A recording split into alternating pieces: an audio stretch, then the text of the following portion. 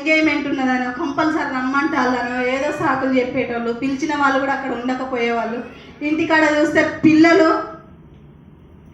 ఇలా నైట్ ఇట్లా ఉండేవాళ్ళు, ఒకరికొకరు తినిపించుకుంటున్నారు. ఇంకొక రోజు అయితే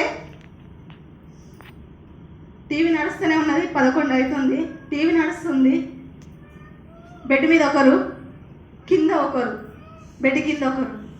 ఏమైంది? దొర్లుకుంటూ కింది పడినారు. కిటికీల నుంచి చూసిన పిల్లలు ఏం చేస్తున్నారని ఏ తల్లిదండ్రులకైనా ఆ క్షణం ఏమనిపిస్తుంది? ఓహో నా పిల్లలు బాగా పడుకున్నారు అనిపిస్తుంది. ఏమనిపిస్తుంది? కడుపుల పేగులు కాళ్ళ మీద పడతాయి. అవునా కదా? పిలిచిన వాళ్ళు ఉండరు, అక్కడ చూస్తే పిలిచిన వాళ్ళు ఉండరు.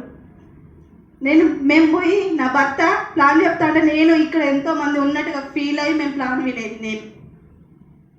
నాకు నా భర్తకి నేను ఇట్లా ప్లాన్లు చెప్పుకొని ఎవరు లేకపోతే అలా చెప్పుకొని వచ్చినాము.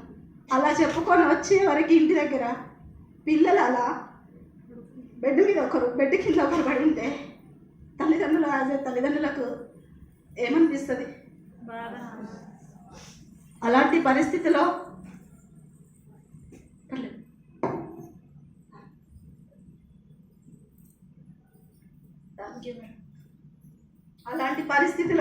ఏమనిపిస్తుంది? ఎందుకురా ఈ బిజినెస్ అసలు సక్సెస్ వస్తుందా లేదా?